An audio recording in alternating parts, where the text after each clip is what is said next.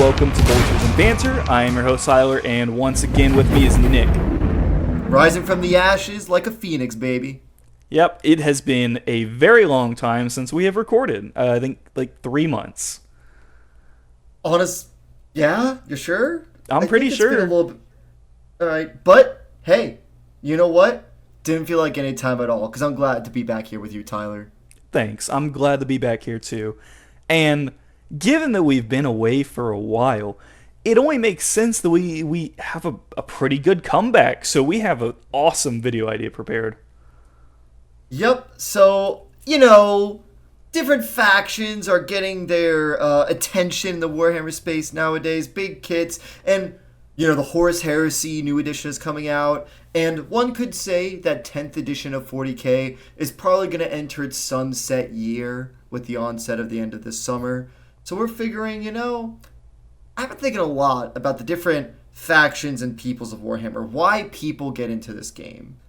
Mm-hmm. And the stories and lore and motivations of the characters are really on display, right? And Tyler, you've read a lot of Warhammer books, haven't you? I have read 60 plus Warhammer books. I did not expect that. Jesus, dude. So we're speed running, getting through the whole Horus Heresy. But yeah, I love the story. I love specifically the reason why people fight. Huh? Nudge, wink, wink.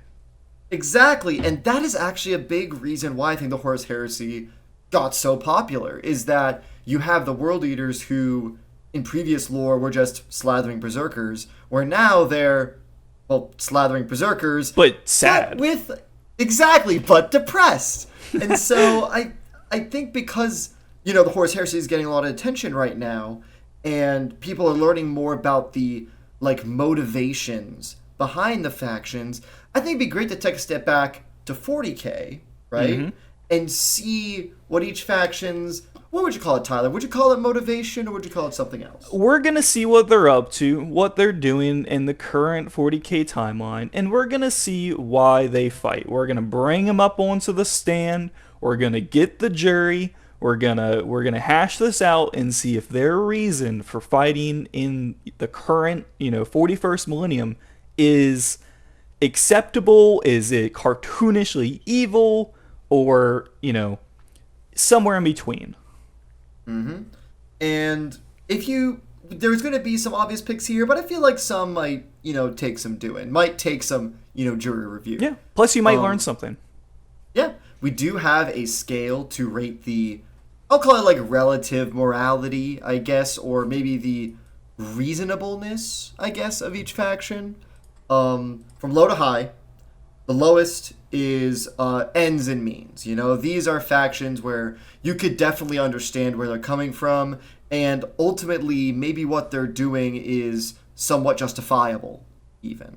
Mm-hmm. The next tier, I call a reasonable crash out, where, okay, it makes sense, but you need to calm the hell down. Yeah, listen, we know they spilled your drink on you, and, they were kind of an asshole, but you're flipping out a little too much. We're not mad at you, but you need to bring it down.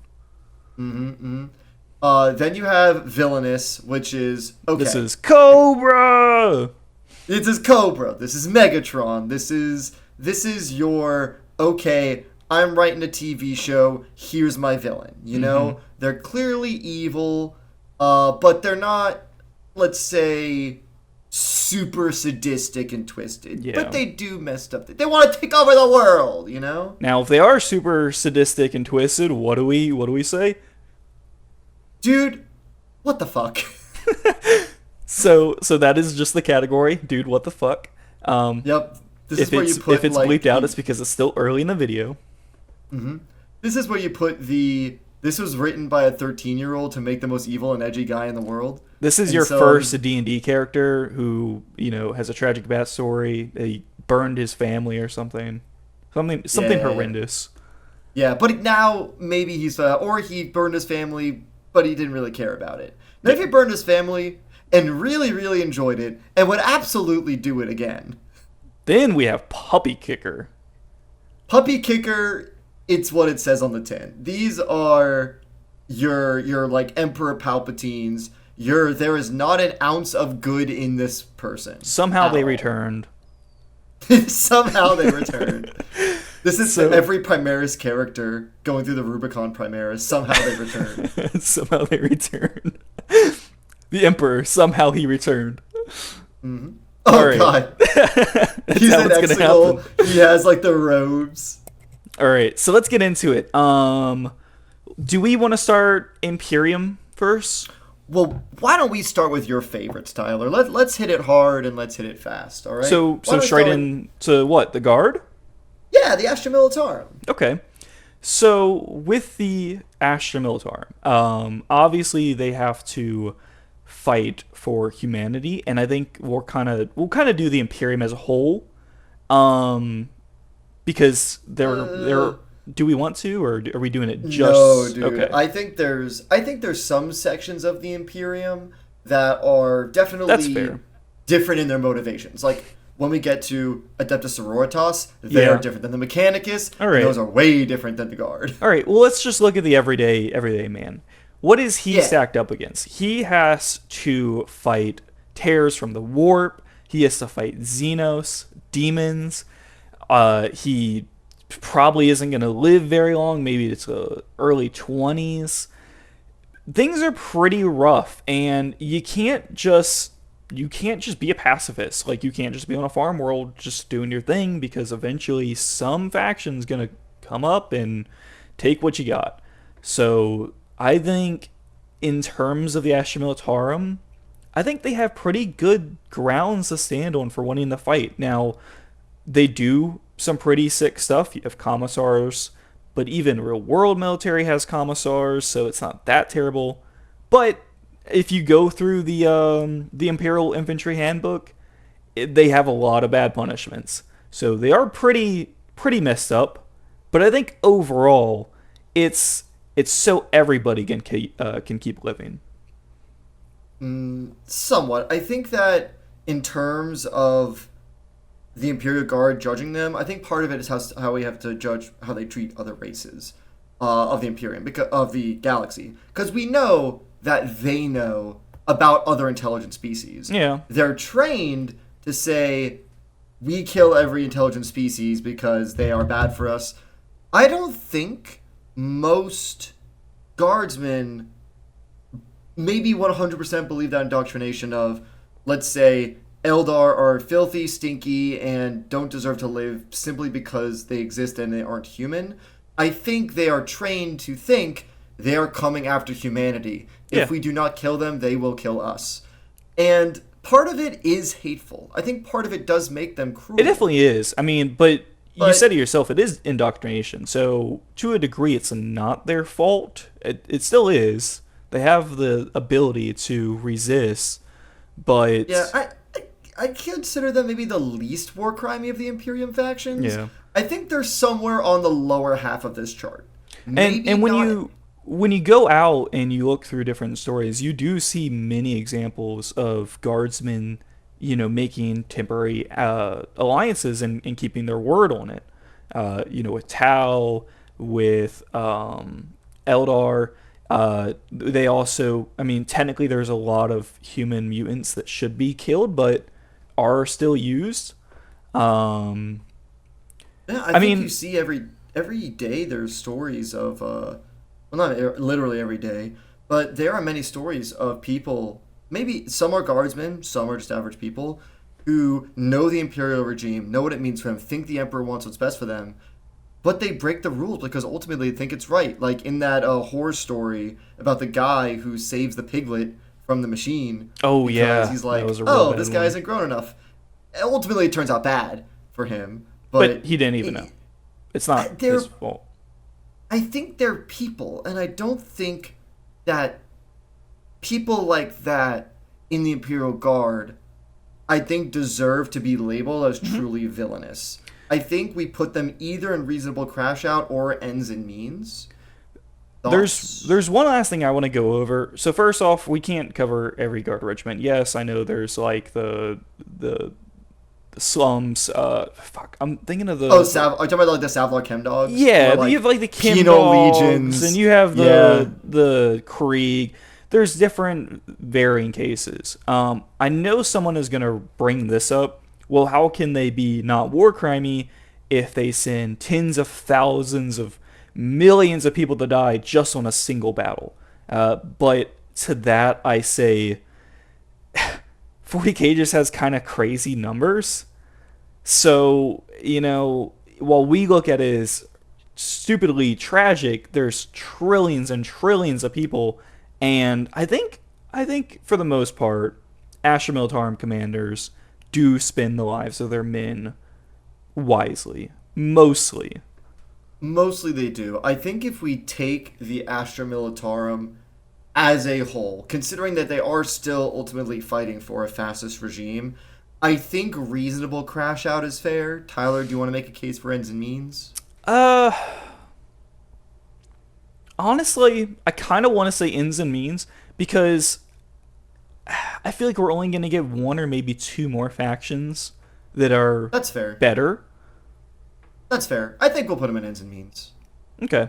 And they maybe like right after post Cadia when they were real war crimey, that's reasonable crash out, but overall ends and means. Yeah, there you go. They're people, good start. Average human beings doing their thing. I'm doing my part. Yep. All right. Now let's talk about the next level up. Not quite Space Marines yet, but we're talking, Tyler, I'm going to church. Yeah. Yeah, we're gonna pray with our sisters of battle. Oh, absolutely. And I think this is kind of a slam dunk because they actively hate anyone that goes against the Imperial mission, and they relish in the opportunity to punish them.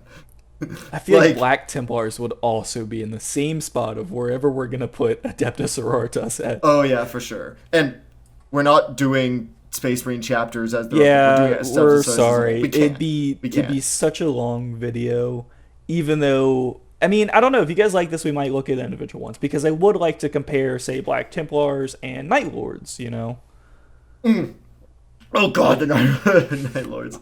So let us know. We might do a follow up. Yeah, we're not even talking about Space Marines right now. We're talking about Sisters of Battle. So I know a good bit of Sisters stuff, but Okay. I feel like you know a bit more. You wanna take the lead real quick? Okay, so I think this is a battle definitely belong in either Dude What the Fuck or Puppy Kicker. I don't think Puppy Kicker. Surely not Puppy Kicker. Surely not Puppy Kicker. But still, I think they definitely go into Dude What the Fuck because they go beyond the call of, hey, we're serving humanity or whatever. Oh, yeah? They view it as a moral good to punish and torture those who violate the Imperial like a penitent engine is. Yes, like penitent engines, like arcoflagellants, like what is it? Is it called like a mortifactor? It's basically an Iron Maiden on legs where you're stuck in there. And if you're a sister of battle, your whole life relies on connection to the Emperor, on seeing his grace. And if you are a Repentia and you don't die in battle and you run away again, you're sealed in that coffin and you don't hear anything. Yeah. You are locked out of seeing your sisters, of hearing the Emperor's words, anything. You will die in separation of the divine, and guess what? All the sisters will be happy that you're doing that. Yeah. Because you are effectively a heretic. Maybe they'll mourn the sister you once were, but as of right now, that's how it is. I think they deserve to be squarely in the Dude What the Fuck section because of their zeal. I'm going to agree, but I know what people are going to rebuttal with. It's going to be, how can they be bad if while, a guardsman is bleeding out, this angelic, stoic sister of battle comes in and an act of faith, heals him. And then you have fucking doves flying.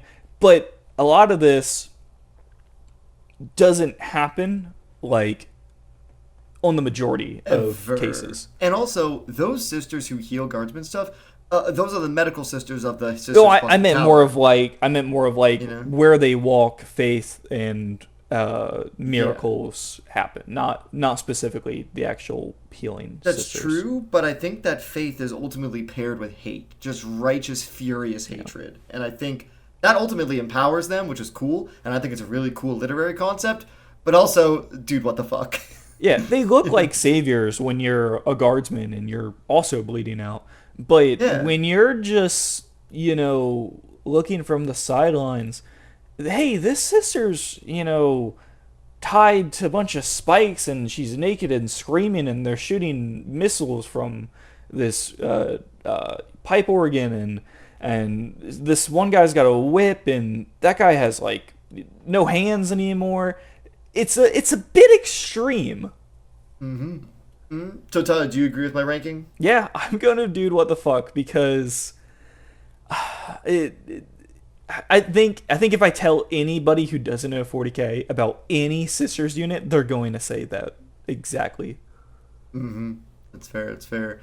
All right, do you want to do like the next sort of tier up and maybe go across the planet? What do you want to do next? Let's step. I feel like this may be a step back. It depends on the scale, but let's go Mechanicus. Okay, this one I think is going to be interesting. This is very interesting. Because the Mechanicus value knowledge, which is inherently a good thing, and they gather our technology, whatever. However, they also view human life as having no intrinsic value. You Yes. being alive and you being sentient, that doesn't mean anything. The only thing that matters is your propensity to collect and to store knowledge, as But- that will bring you closer to the machine god. On the same token, they, because of this belief and how they view humans and humanity, they, for the most part, I know you can, especially if you reference like Horus Heresy, but for the most part, Adeptus Mechanicus, people in the Mechanicum, don't do anything for just evil reasons. It has to make sense logically.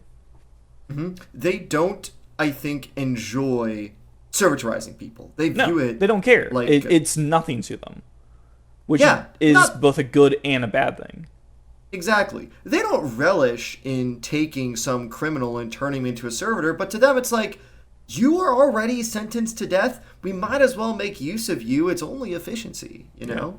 And for that reason, I'm thinking villainous. But if we want to make it weird and go further, we can really look about like the principles they, believe in. Let's break it down like this. Something breaks, they come along, they fix it. They don't ask for anything. They look for knowledge, they study. I think really they're just, like studious, nice helping hands. My brother in Christ, they have a factory where hundreds of thousands of people Sure, are sure, turned but- into lobotomized skulls. But those lobotomized skulls are needed, so is it really bad? Yeah, those were people, Tyler. Technically. Technically. I think that they definitely aren't. I don't think they're dude, what the fuck. I think that villainous is definitely a place for them because, if you're putting it in a D&D alignment chart, they'd be evil for sure, but like neutral Maybe- evil. Maybe even I feel like lawful lawful evil, evil, actually. if anything, Yeah. because Yeah. they're bound by a set of not morals but principles of knowledge first. Tech and machines are better than flesh. Yeah, So. which does put them into context because some of them are hypocritical, where some of them do, especially the tech priests, they have egos where they view, oh, this technology I found belongs to me and I'm so cool and I should get recognition for it. There's a little bit of selfishness there. Oh, for sure. But overall, I think it's clad in this desire for efficiency because efficiency begets the image of the machine god where all is perfect in that image. And so I And- think villainous is a fair thing. And for the most part, like a lot of what the Adeptus Mechanicus does overall is for good. It's just, they have their own agenda, but it's not necessarily a bad one. And I think you do find a lot of individual Adeptus Mechanicus characters that are both good and evil. Like I just read Death World. It's like my favorite guard novel. I'm probably gonna do a video on it, but the Adeptus Mechanicus character in there is pretty good, and all she does for the most part is try to help. But then you have like Horus Heresy ones where they're willing to betray Mars and everything just for more technology. So they're not cartoonishly evil or anything. I think like Guard, you do have your good and bad, but overall they're doing a bit more extreme stuff than Guard. So I'm going villainous too. Mm-mm. Okay. All right, next up, let's go. Do you want to do Custodes? Because these are you've read some Custodes novels. I think you have a lot. I thought we were gonna do Space Marines. Are we not doing this in order of power Okay. and scale? If we're doing Order of Power, then do you want to do Imperial Agents next, or then Space Marines? Okay, we'll do Imperial Agents. Yeah, I mean you could argue that they could be a lot higher, but let's do them. Yeah. So I think because Imperial Agents covers a wide variety of stuff, let's break down the key bits. Right, Imperial Agents, you've got assassins, you've got inquisitors, and then you have like Arbites and Navy breachers and stuff. Mm-hmm. I think ultimately the assassins and inquisitors would probably be the best representation here. I want it. I would say just Inquisition, because the Inquisition can go on the low scale of Arbites to the high end of assassins. It's the overall. Yeah, I think that I think inquisitors, they have a lot of pride in what they do to serve the Imperium, but also they are very, very ruthless. They are basically the SS and the Gestapo. They are the secret police. Now they're spooky guys. Yeah, so if we want, we can do the whole, they exterminate us every planet. And while you do have cases where you have Inquisitors who exterminate us every planet, that's not the majority. For the majority, Inquisitors, they get to this level of power.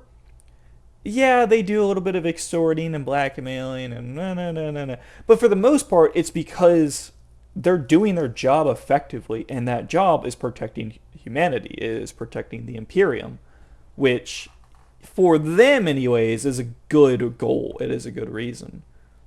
Yeah, for every equipment, you have an Eisenhorn. Mm-hmm. Mm-hmm. I think with the politicalness of the Inquisition, I think they're pretty evil just for the fact that you can't trust anybody in the Inquisition, no matter your power or anybody else around you. But their overall effect on the Imperium and, their goals isn't too bad. So, I don't know. Are you thinking it's the villainous? idea of... Well, I don't know. I think the idea is, like, why they fight, right? And why they fight is to keep the totalitarian order of God Emperor worship and the tithe. I guess that's fair. And they do really bad stuff, like, putting demons in people. Yeah, I think that, individual inquisitors, you might have some that are basically glorified detectives, but they have some that are hard-line fascists, basically. I guess with the fact that they're trying to protect the totalitarian regime and the fact that they can go to such extremes, maybe, dude, what the fuck? Yeah, they are the heads of the totalitarian regime, basically. They are the voice by which this regime is made. I think that without the Inquisition and without these agents of the Imperium, this giant machine would fall and not be what it is. But I think that this regime is ultimately propped up by what the Inquisition is doing. They have a vested interest in keeping humanity underneath their boot. And so I argue they're not puppy kicker, but they are dude what the fuck. I think if it wasn't for the detectives and the people, actually doing good work and, trying to rid chaos or root out Gene Sealer uprisings, they would be puppy kickers. But for the fact that they do, for the most part, prioritize protecting the Imperium, I think... No, you could say the Imperium. The Imperium's evil. You can say the Imperium. I think their order... The back of my head. Yeah, they are very much lawful evil. I'd say do what the fuck. Okay. Right. Space Marines? We're finally here. Space Marines. Um, this is This a is tough weird. one. This is weird. We have a lot of dudes now. I think there's no way they'll be ends and means. They have to be at least reasonable crash out. I Because would agree because if all right, I think we should look at it like this. Okay, first off, we have to toss away all the outliers. Okay, we can't do we can't do the minotaurs. We can't do the what are the sharks? Carcharodons. Carcharodons. We can't do the Marines Malevolent. But Oh, that what's also the means what's we're the gonna ultramarines that have the skulls on their helmets? Mortifactors. Mortifactors. We have to But put them aside. that Let's also look means we're at putting aside We're also putting aside Lamentors and Salamanders then. yeah, we're looking kind of around ultramarines to like iron hands. Dark Angels y, Yeah, maybe like blood that's angels. yeah. And how I think we should view it, let's go back to the Horus Heresy. During the Horus Heresy, for the most part, Space Marines were quite good. Even, the kind of little ones and little not so good, like, Dark Angels, maybe Space Wolves committing war crimes. For the most part, like, they're not going to do anything silly like just kill a civilian if it's not absolutely needed. Yeah, Tyler, I'm also stopped you right there. This is concerning other humans. I think their attitude towards aliens is much harsher than the average human. I suppose, but I don't know. This is hard for me because Imperium first. Okay, so here's the thing. I think that if you read, for example, let's take a citation, Gaskell Thraka, the book, All right. right? You have an Inquisitor of Ordo Xenos who is interrogating Makari, right? She's trying to get information out of the Grot about Gaskell, right? Mm-hmm. Throughout the story, the Inquisitors keep trying to probe him for information. One of her sidekicks is an Ogren who tries to understand Makari. One of her other sidekicks is a Space Wolf. The Space Wolf is hard line, this thing's a monster, and every time Makari's out of line or has a lie, the Space Wolf does not hesitate. He wants to kill this thing immediately. And I think overall, that fits most accounts I've heard of Space Marines, where they don't even want to consider an alien's motivations. They will burn down 1,000,000 Eldar to safeguard one of their battle brothers and not think fucking twice about it. And I understand. I know what you're getting at. Like they are the epitome of zealotry. Their armor is contempt. But the reason why I wanted to go back to the Horus Heresy is you have to understand what they've gone through. Now, yes, the individual Space Marine hasn't, but Space Marines, the actual chapters and the legions, Adeptus Astartes. yes, they have fought Xenos that are downright like way above puppy kicker. They were betrayed by heretics. I think this is what Reasonable Crash Out is for the fact that yeah, they're kind of losing their shit and going nuts, but pretty understandably with just everything that has happened in 10,000 years. Yeah, when the guardsmen can't solve something, they're sent in for that threat. And so you can only imagine they are the knife point. They're the diamond tip spear of the Imperium because they have to be and no one else can be. Mm-hmm. They have to be that tough. They have to be that cruel in order to survive what they are specifically put up against. Mm-hmm. I think Reasonable Crash Out is completely fair. All right. I mean, pretty easy. I think it's a good one. If we were to throw in the outliers, this would be all over the place. But overall, generic Space Marines, I'm gonna agree with Reasonable Crash Out. Mm-hmm. There you go. All right. Next up, I think Custodes. Yes, or Grey Knights. I would say Grey Knights. Okay. If Space Marines in general are Reasonable Crash Out, I think Grey Knights. I think like they might maybe still ends be, and means. but okay. I think that because Grey Knights are more hard line about if you witness us, you must die, that takes points away from them. However, they're also specifically fighting like objectively literal evil, demons the of hell. manifestation of evil, and so But that brings them back. with You the know, whole, if you see me, you must die. I honestly, I don't think it takes points away from them, because when is a guardsman gonna see a Grey Knight when they shouldn't? When there are already demons? When if that guardsman, because this happens all the time, when that guardsman leaves the planet, they become a hole for the warp to go in through. that's I get it, but at the same time, they don't view any other option. They don't view monitoring the bards and deprogramming them. They just want Well, sure, but let's you go. said it yourself. They're the final line in the sand. That's fair. Ooh, Nobody's you know what, nobody's Tyler? gonna check them. Tyler, you might be bringing me around to this. This is why I love 40K. This right here is the big reason.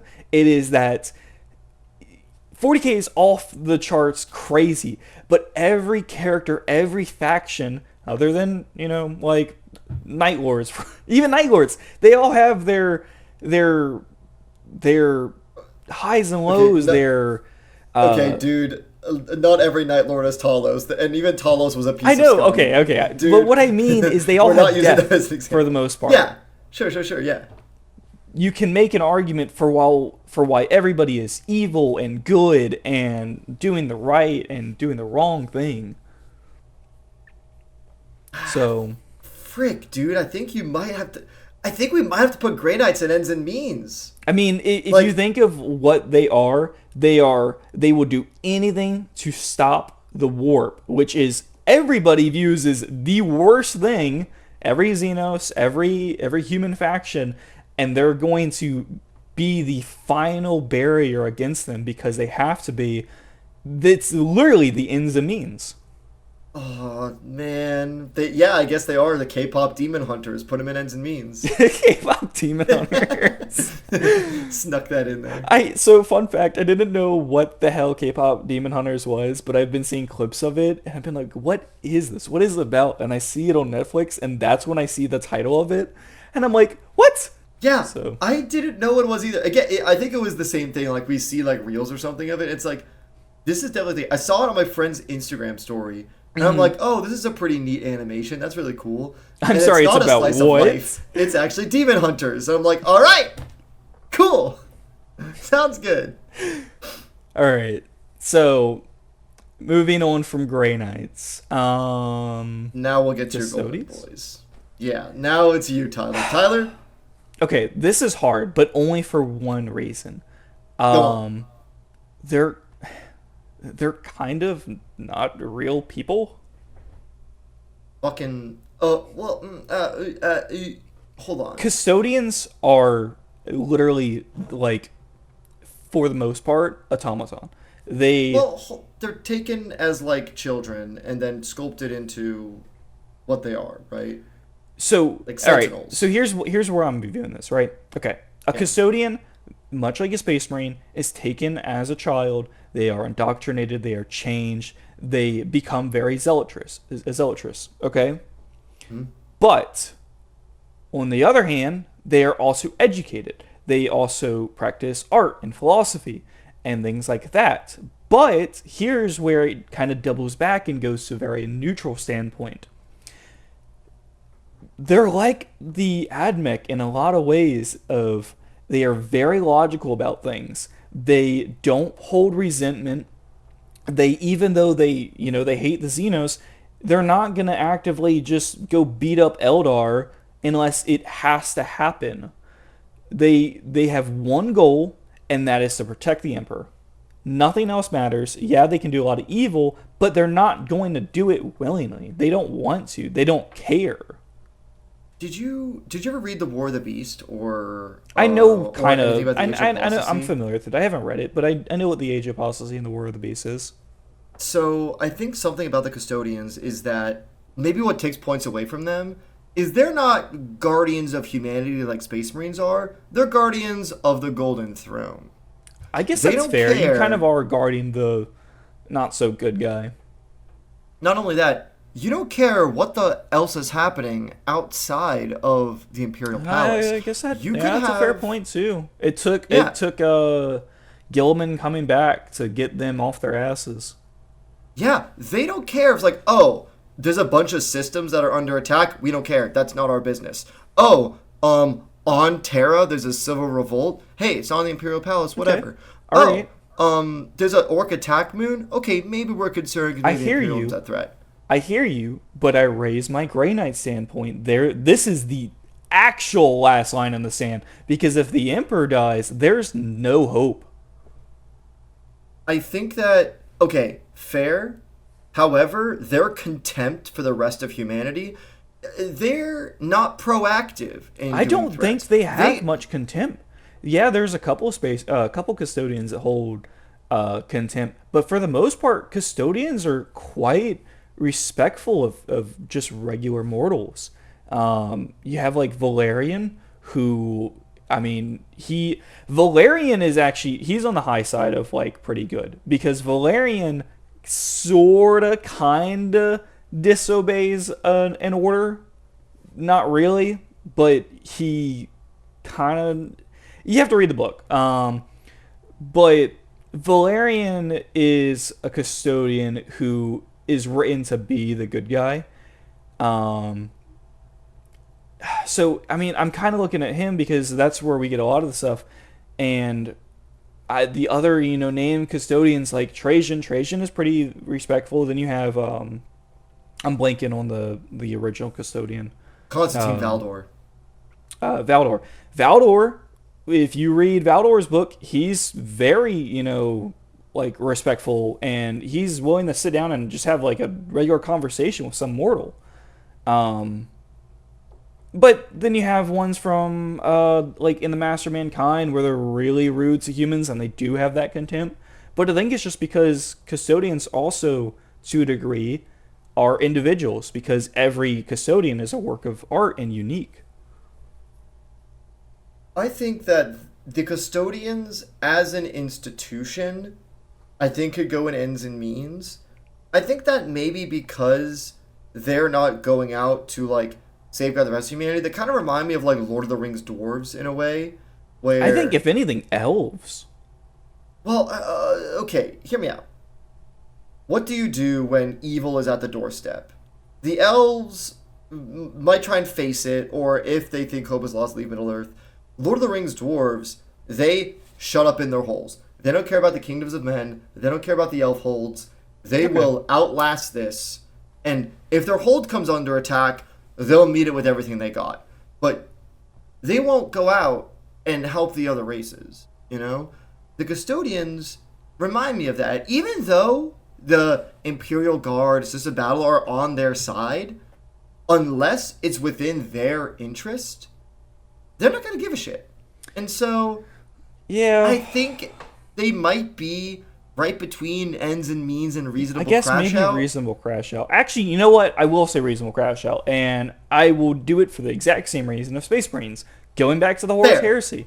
In the Horus Heresy, custodians did go out and help. They did talk with the remembrancers more. They actively were on the offense and trying to do good. And once the Emperor was mortally wounded, they really crashed out. They were broken. They had to hole up because that's all they could think of doing at that point.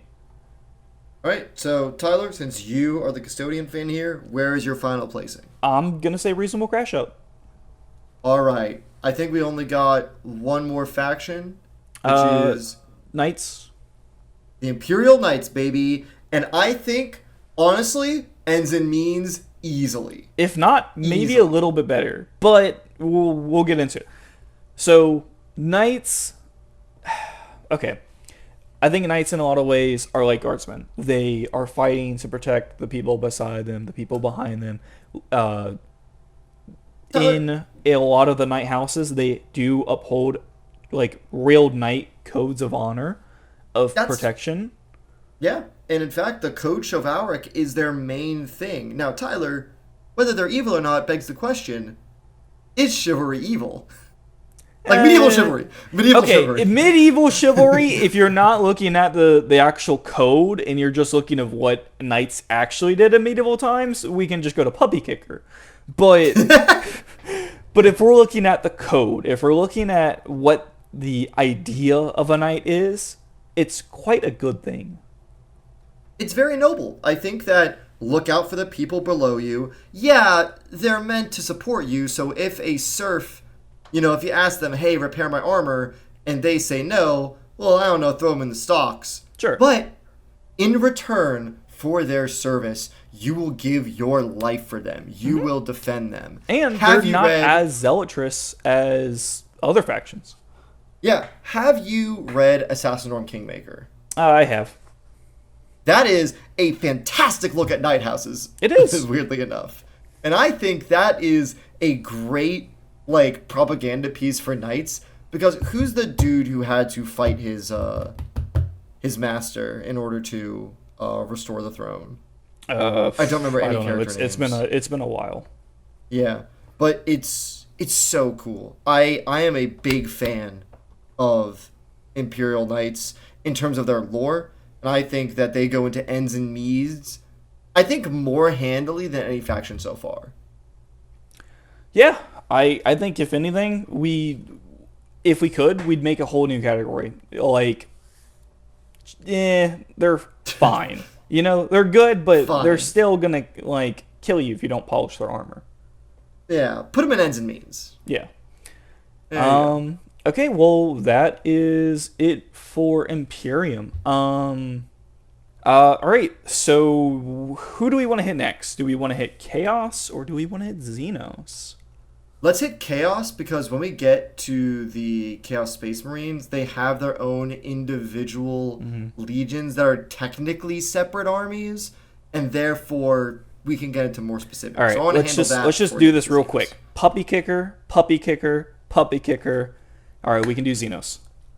Okay, no, shut up. I have some thoughts. Okay, Chaos Demons, that's puppy kicker. Can That's we just puppy say that? kicker. It's okay, cool. It's I just want to eat these puppies. Yeah, there's nothing about Chaos Demons that's redeemable. They're puppy kicker. Even Nurgle. Even like Bastor is still puppy kicker. We're moving on. I'm sorry.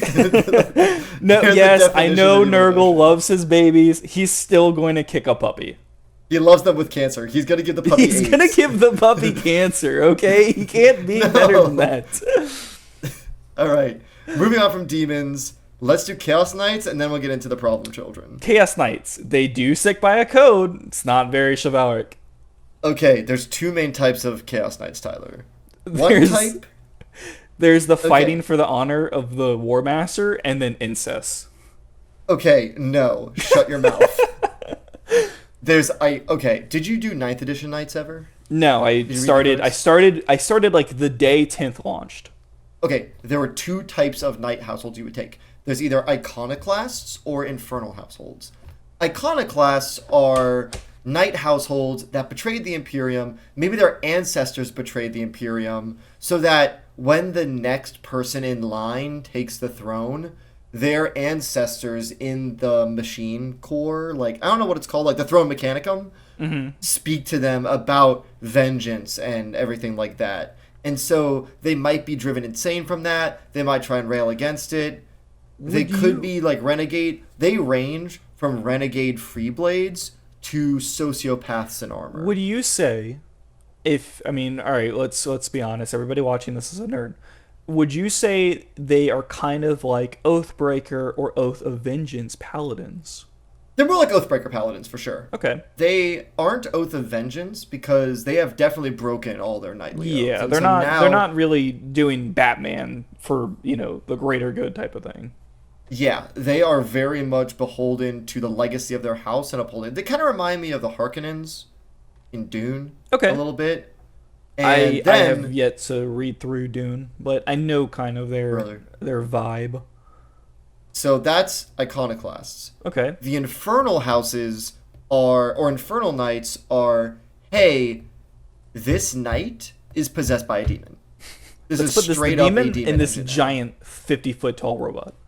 Yes. So, Tyler, I think averaging these together, if the demons in the armor are Puppy Kicker, and the iconoclasts vary between villainous and reasonable crash out, I think we just put them in villainous. Maybe, but I want to raise a point. First off, we're not gonna have many things on the. I don't think we're gonna get any chaos in ends and means, but we'll see. No, we're not. I think brother. reasonable crash out's probably gonna be the lowest we'll ever get, and I would also like to mention that I feel like Chaos Night Houses always had a good reason to join Chaos. Most of them were from the Horus Heresy. And when they were deciding to side with the War Master, it was about honor to the War Master, or it was to protect their people, which was them holding themselves to their codes. I think saying most is generalizing. I think maybe just because of what you read. I think that 10,000 years have passed. There have been night houses in more modern lore. Yeah. Night houses are still falling. Yeah, I guess that's fair. And they're falling maybe out of pride, out of, like, they just ended up worshiping chaos. That just happens. We watched the freaking Broken Lance episode, right? Where they made a pact. We's a strong word. Okay. Talis and I watched Broken Lance. And that one feels more like reasonable crash out. However, because of the pressure of the Chaos Gods on you, and because of the fact that Infernal Night Households exist, if you want to take them overall, I think they average out to villainous. Some of them are reasonable crash out, some of them are puppy kickers. Alright, but at the same time, even the villainous ones, what's the worst they're doing? Putting a demon... Burning villages alive. Okay. But they're doing dominating their lessers into submission. Is that really all that bad when we're looking at chaos? Come on, give them a break.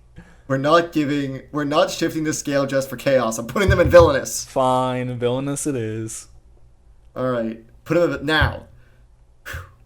Do you want to do Chaos Space Marines in general, or do you want to do the specifics? Let's just do the big specific ones. I think that's why we're all here. We're not going to do Night Lords or anything. We're going to do if you have a codex. Okay. General Chaos Space Marine. General Chaos Space Marines. They either go... I think they go into Dude, what the fuck? Because some of them are puppy kickers. Most aren't sadistic for the sake of being sadistic. Most aren't Night Lords. However, they have now said... I think the whole Chaos ethos is... Okay, man spills a drink on you at the club, right? A reasonable crash out would be you shove them and punch them in the face, and then your buddy makes them back off. Villainous is you go home. A villainous person, you go home and you send an email to their boss to get them fired, right? Dude, what the fuck is what Chaos does? Where you find their car, slash their tires, get them out of the car, and gut them because that sure was expensive. Chaos Space Marines have taken it way too far.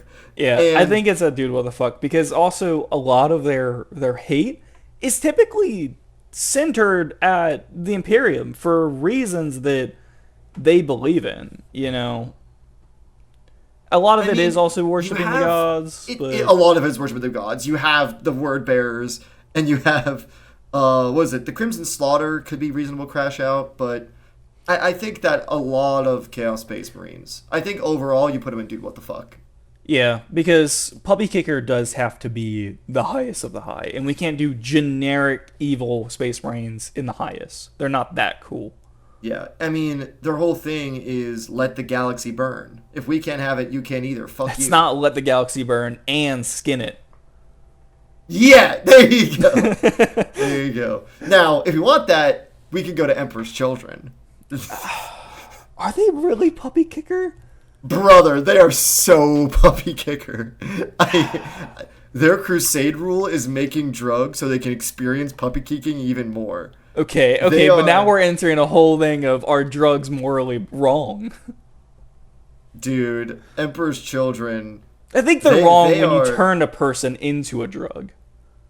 Yeah, exactly. Emperor's Children, they are I think they are the most puppy kicker out of the god Out of the legions. big four that have Out of the big four. codexes. Yeah, they're definitely puppy kicker for sure. I don't know. I feel like Thousand Sons may be a bit worse than Emperor's Children. Dog, there is no way you're telling me someone who turned humans into crack, someone who opens their eyes so they can experience torturing people with a flamer, people who watch someone's guts shrivel up from the inside and say, okay, haha, I funny. understand. I'm sorry. I read a lot of Horus Heresy. I'm sorry. I take it back. Put him in puppy kicker. 10,000 years of devolution in rock and roll. This is what you get. All right? Yeah, okay. I think puppy kicker's fair. It is the let's peel our eyelids back to watch this man get flayed. We're not flaying him, but we're gonna watch. Oh no, sometimes they flay him. Well, sure, but they're not gonna doing that. All right, so Emperor's Children, puppy kicker, Thousand Sons. Easy. I feel like you're gonna argue them lower than what I am. Okay, so here's the thing. 90% of them are just Not dust. real. And those 90% are ordered by the sorcerers. I don't even think they count because they don't have a will. They're basically robots. I think they will count towards the total. However, I think you also need to consider the motivations of the Legion as a whole. And the Thousand Sons generally they do take orders from Magnus. They're still pretty centralized. So because of that, I think we need to understand Magnus and the sorcerers. Okay. Well, let's go back to Horus Heresy because I feel like some people could argue reasonable crash out, but I'm not going to. I think reasonable crash out for maybe like up till past the scouring. Everything past that, sorry, you had an opportunity to cool down. Yeah, I think their unending hatred for the Space Wolves, I think, is a little bit extreme. I think that's reasonable crash out. I think that's fair, but okay. Right, what have they done that ultimately is cruel? And I think a lot of it is going to be their use of the warp. Now, I'm not saying that using the warp is inherently bad, but if anybody other than word bearers is going to start a dark ritual to summon demons, who we have agreed are all puppy kickers. Okay, let me put it like this. Am I any better than the puppy kicker if I willingly open the door to the dog park for the puppy kicker? Okay. I may be a little not as bad, but I still let that man kick that puppy. Yeah, I think because they are ultimately in the they're very much in the throes of the Changer Ways. Some of them, I think, are trying to unlock the mysteries of the Ethereum, but they're very much in the throes of their dark god, you know? Shoot. I don't know if I'll put them in puppy kicker, but I'll accept... I don't think they're in puppy kicker either. I don't think we've gotten enough Thousand Sons lore for us to see that many sadistically evil things. But I do think, dude, what the fuck? After reading the Black Legion series and learning about Iskandar Khayan, and after reading the Ahriman Omnibus, those two characters in particular are reasonable. And also... the Ancient Await short story with the Thousand Son and that Vistario, he's also perfectly reasonable. Yeah, and I guess their fall is also kind of reasonable. And all the Rubric Marines who don't really have a say in this, I don't think they would do what the fuck. I think they're just villainous. Okay, I'm not gonna say reasonable crash out because of the letting the puppy kickers in. Yeah, I think because of their devotion to the warp and to the forces within, and what they'll do in order to achieve that, I don't think they're in reasonable crash out. I think they're villainous for sure. Okay. All right. I wanna look at the one that I feel like we may be able to argue is reasonable crash out, and I'm gonna say Death Guard. This is the one that inspired this conversation between us for what we wanted to talk about, because I think this is the first one you said you know what? You wanted. This is why I named that category reasonable crash out, because that's how you literally describe the Death Guard. I want to hear this Okay. because there's gonna be people who disagree. All right. So, I want to look at this. Okay, this is me. Everything I'm telling you is because I'm arguing for reasonable crash out. So, let's go through this. The Death Guard started kind of unappreciated, outcasts, nobody liked them. Not off to a good start. Then, them actually falling into their chaos ways wasn't even really intentional. There were the exceptions, but for the most part, they were just gonna kind of side with the War Master and take the Emperor out. But they weren't going to go with the warp. Mortarion hates the warp, but they had to because of the fact that they were stuck in the warp being tortured by Nurgle. And only after being tortured for God knows how long, they decided to join him and be his servant. And even as Nurgle's servant, he's the least bad of the gods. Yes, he is still giving the puppy cancer, but he thinks he's doing it for a good reason. He thinks that it's the way things should be. And I think for that kind of moral way of thinking, I don't think they can necessarily be villainous because they're not intending to really do any harm other than waging war on the Imperium. Okay, Tyler, I think you're delusional. I don't think I am. Yeah, okay, you're going to mention the zombies and the cancer and the super cancer and the space cancer. And sure, but, I mean, As someone who read The Lords of Silence, where I read The Lords of Silence too. I know!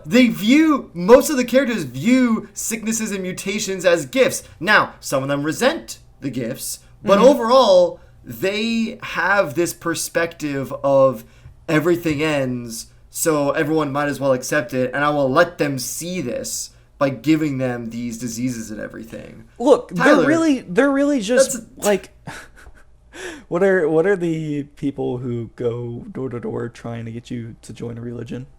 Are there Jehovah's Witnesses? They're just really, really bad Jehovah's Witnesses. Okay. Their message isn't Tyler? good, but they're trying to do good. I will only let you put them in reasonable crash out. I will only let you do this if you let me do one thing. Oh God, what is it?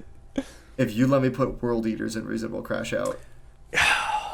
World Eaters, the corn ones. If you let me, I'll let you argue it. I don't out. think that I understand the whole crash out part.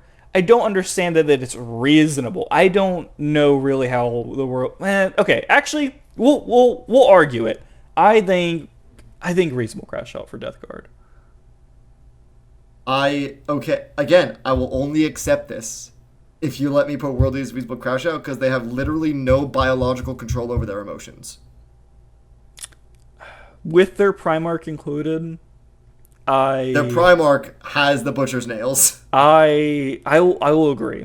All right, Death Guard, reasonable crash out. Let's argue why we think World Eaters should be in reasonable crash out as well. There you go, Tyler. Tyler, we're both gonna get hate. I will not let you be the only one to get hate. We're going out together. I'm going out together. I'm putting World Eaters reasonable crash out because yes, they will stack up bodies of infants into a giant pile for corn. But god damn, their crash out is entirely justified, I must say, because listen, the fact they're on a stampede, but they weren't the ones that started it. Their devolution into slaughter is a spiral that they are too far gone to get out of. They will hit you in the face really, really bad, and they do not care about any lives, including their own, because they ultimately know that the only true bliss will come from being free from the nails, which is their death. Everything else, that battle high, is the nearest approximation to that. They kill and they slaughter and they maim because there is nothing else. I got a really good way of arguing this. Sure. Is it really that bad when they themselves are still in the 41st millennium slaves? Not to really any higher powers. I mean, yeah, Korn, but they are. They're more slaves to themselves. They're both. That's the sad part, is many of them don't want to start corn worship, but then they're driven to that insanity because of the nails. I think the crazy part is any world eater, if they had the option, they wouldn't be one anymore. Yeah, once you have the nails, it fucking sucks. Some of them, now keep in mind, Tyler, some of them view the nails as a gift, some of them view it as apotheosis to what life really is about. But I love kicking puppies. Exactly, those are puppy kickers.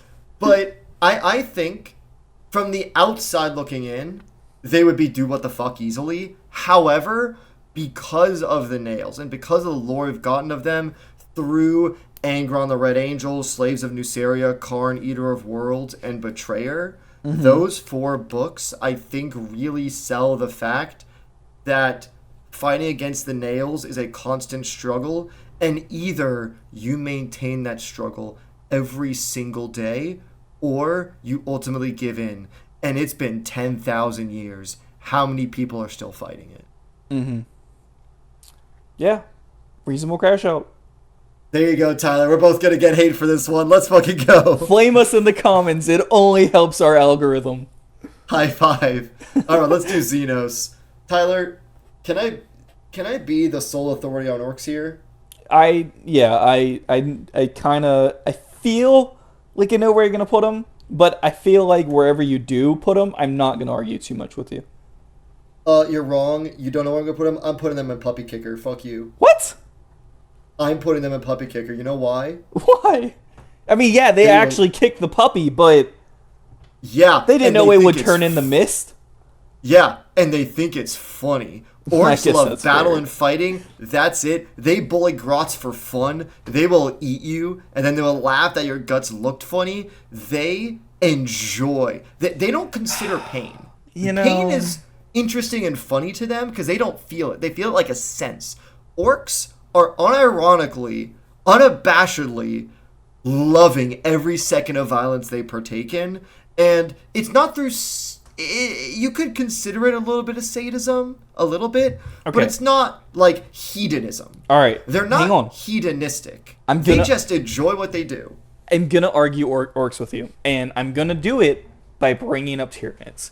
Tyranids, I think everyone can agree, is the most neutral faction. Their only goal is quote-unquote survival. It is spreading biomass. Okay? Why? Because it is in their nature. They are animals. I think orcs aren't too different. It is in their nature as war machines to do violence. Tyler, I'm sorry. The hive mind is super intelligent and it's really evil. I'm sorry. We can't say the Tyranids are just animals. There is an intelligence behind them, and the intelligence says everything else must be eaten. It is. I don't even think it's evil though. I think it's just. I'm not saying Tyranids are puppy kickers. I don't think they are. They're not cruel. Tyranids will not string someone up for days on end and poke at their bits. Tyranids will just eat them. I think if we can say... Orcs will. Sure, but... okay. I guess the fact that they're not just killing, it is also torture. I guess you can say puppy kicker. Yeah. And so listen, orcs puppy kicker. I've read every single orc book, and I've also read the short stories. You haven't seen what I've seen. I feel like I'm a pretty good authority on orcs. I guess that's and they are puppy kicker, not in the same way that night lords or demons are. They are puppy kickers, but in such like an unabashedly gleeful way that they wrap around to being awesome. All right. So like, I love orcs because they are just relentlessly evil. Not because they take, not because it gives them physical pleasure. It's weird, because they do enjoy it. Mm-hmm. And they get this feedback loop of loving fighting. But it's not like, oh, if you're not fighting back, it does feel worse. Like, they get less joy out of stringing you up They're and gonna poking crump their themselves. bits. They have It's to. funny. Yeah, it's funny for a while, but it gets old and they're going to want someone to fight with. And, All right. I'm Yeah. sorry. I love I'm you. not gonna argue We're with puppy you. kickers, and we fucking love it. You're It's the awesome. expert. They are actually gonna kick the puppy. So Yep. we were talking Tyranids, okay? Yeah. I think if we put guard in ins and means, Yeah. and we were talking about Tyranids, they're not gonna torture you. Guardsmen will. So where are we putting Tyranids? They will relentlessly eat you, and they can't be reasoned with. I just put them in villainous, classic neutral tier, right in the I middle. mean, sure, but okay, yeah, when the Space Marine guy looked into the hive mind, he said it was evil and villainous, but he's also a Space Marine. We haven't had, Okay. I don't think, quite a very neutral viewing of the hive mind. Do you know why? Because the hive mind cannot be reasoned with. There is no reasonable crash out. Sure, but if you there's can't no reason with a behind grizzly that. bear. I'm not gonna try to pet the bobcat. Yes, but the grizzly bear is not intelligent. Tyranids are, as a whole. Tyranids know that you're fighting back. I suppose. Tyranids, as a whole, not the Gaunts, but like Tyranids will generally know. Oh, So- these are the young, these are the old, these are the military So targets, they're whatever. dolphins. It doesn't matter to Tyranids. It doesn't matter what your history is. You are food. They don't care anything else. Life is beneath them. But Life with their is- goal only being food. Yeah, I put them in. If we're putting Mechanicus in villainous, I put them in villainous too. For All right, I guess that's fair. Yeah, I think They're- I think it's fair to compare them as animals, but we have to compare them as dolphins. yeah. I think. Yeah, there you go. All right, we got orcs. We got nids. I want to do a real interesting one. Leagues of Aton. We have to kind of speed this up, but we got to do Yeah. Leagues of Aton. I think Leagues of Aton are pretty interesting. Either ends and means a reasonable crash out. I think Yeah. that they're hyper efficient, and they do trade with people who are willing to, but they also like fucking hate the orcs. They weirdly respect Tyranids as apex predators. Mm-hmm. Honestly, ends and means, baby, capitalism. Yep. Yeah, they take what they want from anybody, but they're gonna try trading for it first. Well, no. Hey, Oh, that's not we what have- I mean. Okay, I didn't mean like that. I meant like, Hey, if we have mineral rights to this planet, it's ours, and we're gonna destroy your stuff to get it. Oh, we don't have mineral rights? We're gonna take it over anyway. I don't know. Just don't get in This our way. handwritten note says otherwise.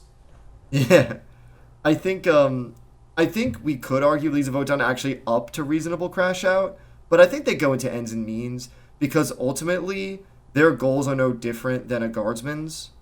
Yeah, plus they're a bit Overall- more like admic with being logical about things. Like Yeah. they're not gonna hate Xenos for a particular reason, other than like orcs because they're the opposite of them. But Yeah. Now I do not have the insight into Votan as much because I haven't read High Call's Oath. nobody does though. So- There's only one book, so Yeah, that's fair. All right, so Leagues of Votan ends and means. yep. Tau. Tau is interesting because I feel like the initial answer ends and means, but I don't know. I think No. Don't you dare. Don't you do this to me, Tyler. listen. I think early Don't you Tau do this. lore.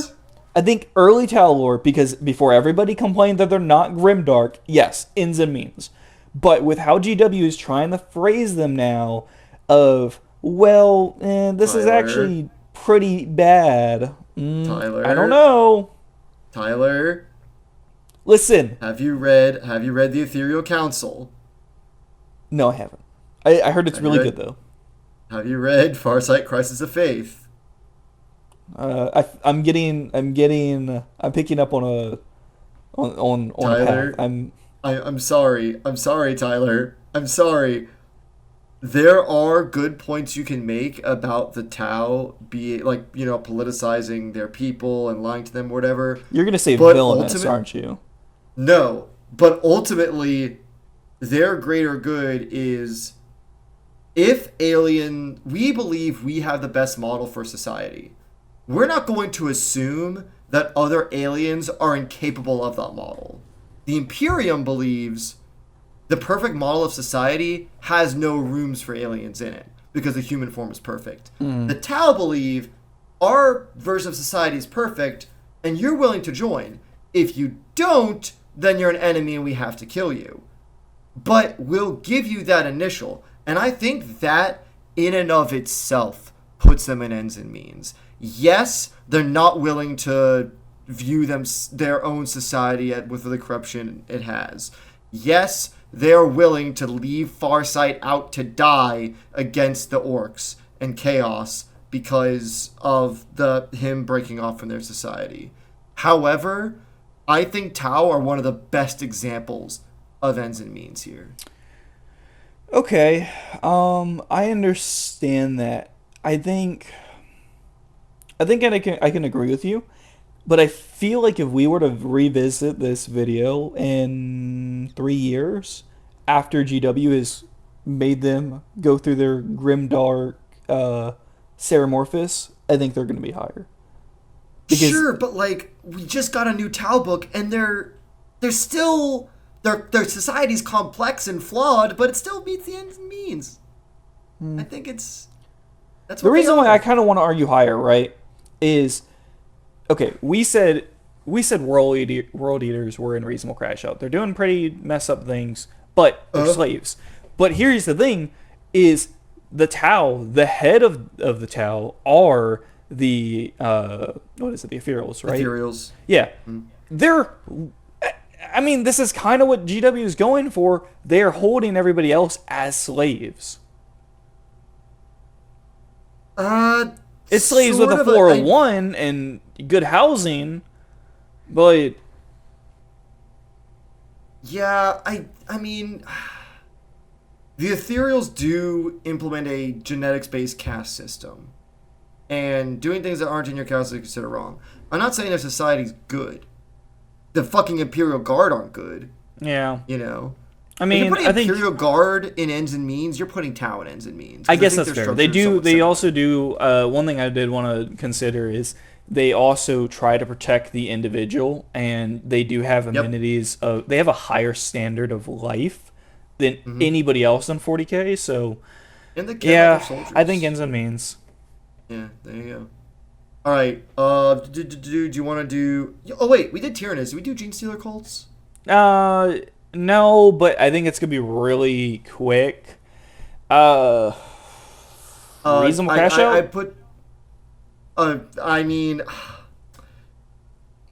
they're not wanting to do this. They're brainwashed.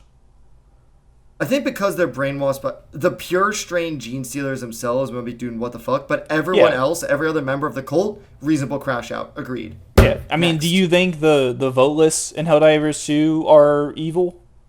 Damn, that was a good one. It hits home, doesn't it? Yeah, reasonable crash out. There you go. Right. Boom. Necrons. Beep boop. Necrons.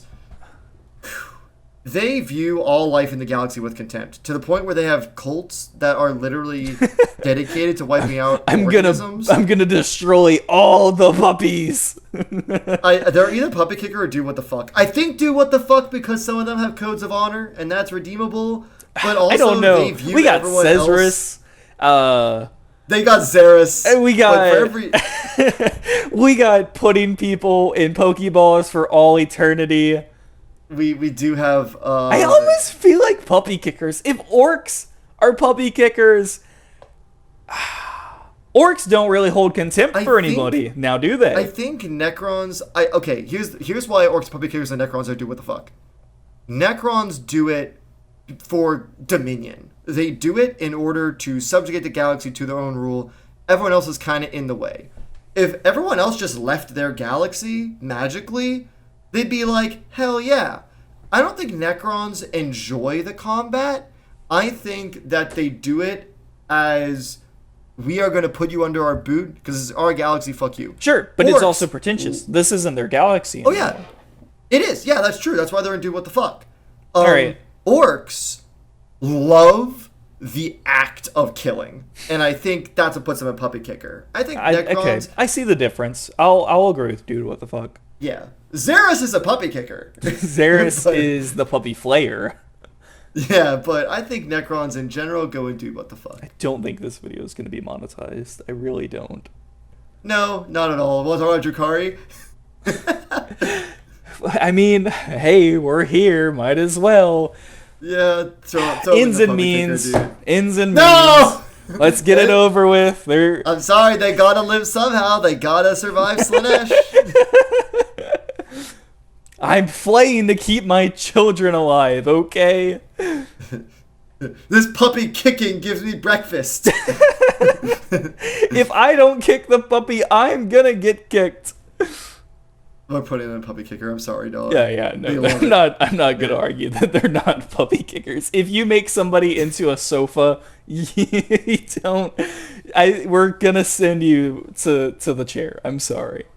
Yep. All right, Eldari. We need to be careful with this one, boys.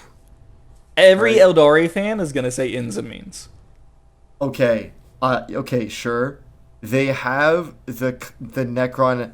Originally, the Necron attitude of this galaxy is always fuck everyone else. However, they are very reasonable in many books I've read. Sure, but I think if they were at the strength of Necrons, they would be Necrons. I don't know. I think that they're very much where they would be willing to work with humans if humans weren't so goddamn stupid. That's their vibe. They're trying to make a galaxy work. First off, they're trying to fucking survive. And then, when it comes to the case of, there's something under humanity's control, if humanity wasn't what it was, if they were more like the Votann, let's say, they would be willing maybe to be, okay, we want this planet, you want this planet, let's work something out, maybe we'll go to war, maybe we can split resources or something, but, ultimately, we're going to want this planet. Mm-hmm. However, they know what humanity is, and they've been burned so many times. Their default state is everyone in this galaxy freaking sucks. And guess what? We haven't had any interactions between Eldari and Tau, so I don't know what their interaction would be. We've had Eldari and Drukhari. We've had Eldari and Tyranids with Craftworld Eandon. We've had Eldari and Necrons, and we've had Eldari and Orcs and Imperium. The problem is we haven't had great Eldari Votann lore or Eldari Tau lore, and that would be the most useful. It would. They don't really do anything particularly bad. A guardsman is going to kill another guardsman if he's not doing his job or whatever else. But I don't think an Eldari is going to do it, so I guess ends and means. I could argue ends and means maybe reasonable crash out because they consider us monkeys.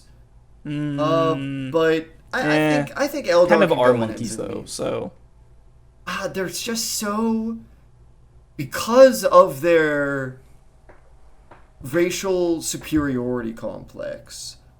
All right, let's put it like this: Tower and ends and means. Do you think Eldari are worse than Tau? Yes, easily. Okay. They're definitely worse than Tau. I'm just trying to compare them to guardsmen. That's where I'm trying to compare the Eldari to the Imperial Guard, because I think that's my metric, And I feel like they'd be better than the Guard, though. Yeah, you're right. I think we put Eldari in ends and means. Okay. All right. Who do we have left? That's it. That's it? Yeah. I think we got everyone. There you go. Okay, well... Yeah, unless we want to do, Titanicus. But they don't count. They're not real. They're basically Mechanicus. As someone with a Titan, they don't count. There you go. All right, well, guys, if you agree with our takes, give us a like. If you don't, tell us why we're wrong. Yeah. We have a Discord where you can tell us where we're wrong. We have comments where you can tell us where we're wrong. There's always the Court of Appeals.